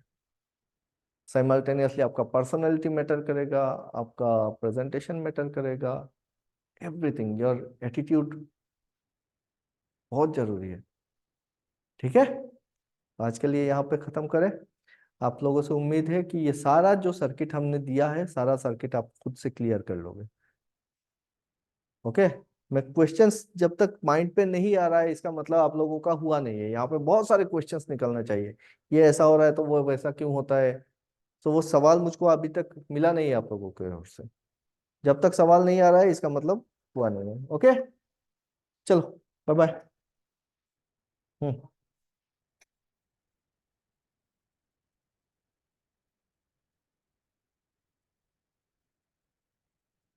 हम्म।